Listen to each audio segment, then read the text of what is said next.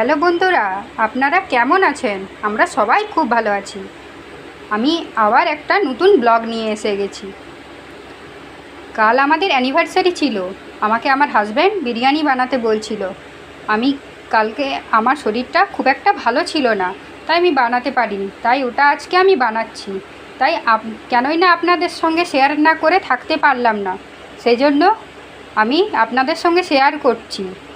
প্রথমে আমি পেঁয়াজগুলো কেটে নিয়েছি, আদা পেস্ট করে রেখেছি, আর ওইদিকে রসুন পেস্ট করে রেখেছি। এদিকে মাংসটাকে লবণ, হলুদ, গুঁড়ো লঙ্কা আর দই দিয়ে ম্যারিনেট করে রেখেছি আধা ঘন্টা।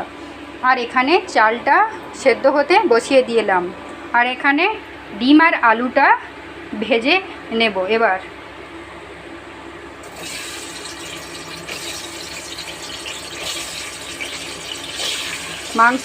বিরিয়ানিতে ডিম না দিলে আর আলু না দিলে মনে বিরিয়ানি খেয়েছি মনেই হয় না। আলু আর ডিমগুলো যাতে তাড়াতাড়ি ভাজা হয়ে যায়, সেজন্য আমি এর মধ্যে লবণ আর একটু হলুদ অ্যাড করেছি। আর অনবরত নাড়তে হবে, না হলে কড়াতে লেগে গিয়ে ভাজাটা নষ্ট হয়ে যাবে। আমার ডিম আর আলুগুলো ভাজা ভাজা হয়ে গিয়েছে, তাই এগুলোকে কড়ার থেকে আমি নামিয়ে নিলাম।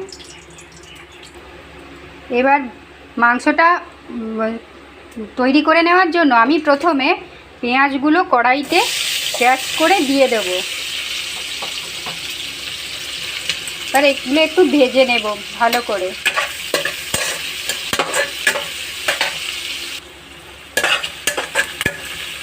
পেঁয়াজটা যাতে ভালো ভালো লাল লাল ভাব এসে যায়, তার জন্য আমি এতে একটু লবণ অ্যাড করে দিলাম। তাই এটাকে ভালোভাবে মিশিয়ে নেব। এরপর অ্যাড করব হলুদ গুঁড়ো।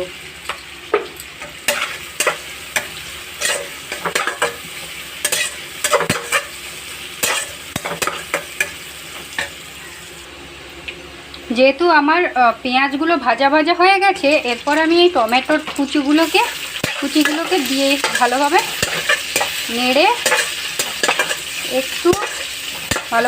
এগুলোকে চাপা দিয়ে দেবো, যার এর মধ্যে যে জল ব্যাপারটা আছে ওটা পেঁয়াজের মধ্যে অ্যাবজর্ব হয়ে যায়। আমার টমেটো ও পেঁয়াজগুলো একসঙ্গে মিশে ভাজা ভাজা হয়ে গেছে। এরপর আদা আর শুকনো লঙ্কা পেস্ট করে রেখেছি, ওইটা আমি এর মধ্যে মিশিয়ে নেব ভালোভাবে। এরপর আদাটাও ভালোভাবে এর মধ্যে ভাজা ভাজা হয়ে গেছে। এরপর আমি রসুন পেস্টটা করে রেখেছি এর মধ্যে দিয়ে দেব। এতে ভালোভাবে এর মধ্যে মিশিয়ে নেব।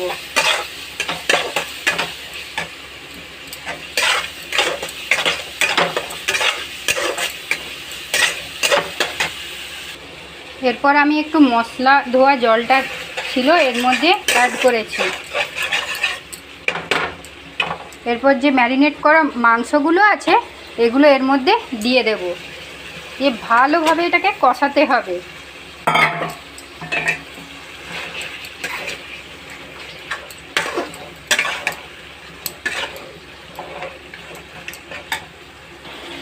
আমি রান্নাতে অনেক কম তেল ব্যবহার করি, তাই একটু রান্নাতে কম তেল দেখতে পাবেন আপনারা। আমার মাংসটা কষানো হয়ে গেছে, হালকা হালকা দেখতে পাচ্ছেন তেল ছেড়ে দিয়েছে। এরপর আমি ভেজে রাখা আলুগুলোকে এর মধ্যে অ্যাড করে দেব। ডিমটা পরে দেব। এইবার সেই শুভক্ষণটা রেডি, যেটার জন্য আমি বিরিয়ানিটা দমে বসাবো। এখানে ভাত হয়ে গেছে, বেরেস্তা রেডি, পুদিনা পাতা রেডি, ডিম রেডি, আর মাংসটাও রেডি হয়ে গিয়েছে। প্রথমে একটু এই কড়াইতে মশলা দিয়ে দিলাম, তারপরে একটুখানি ভাত দিয়ে দেব। বিরিয়ানি মানে লেয়ারে লেয়ারে হবে।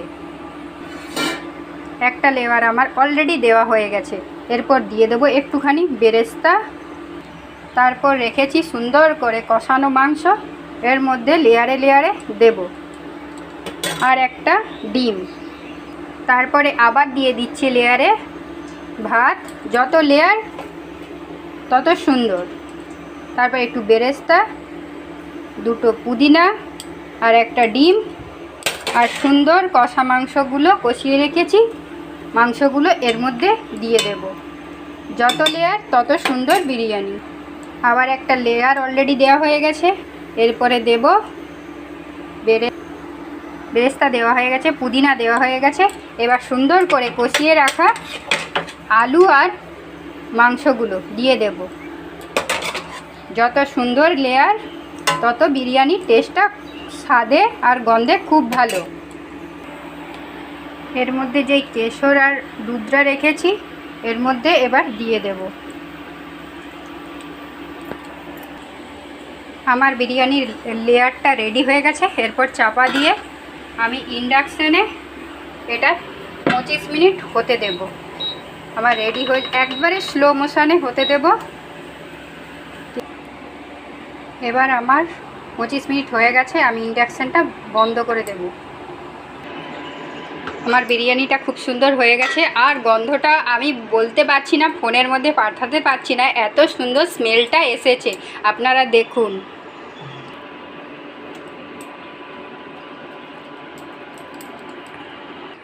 প্লেটটা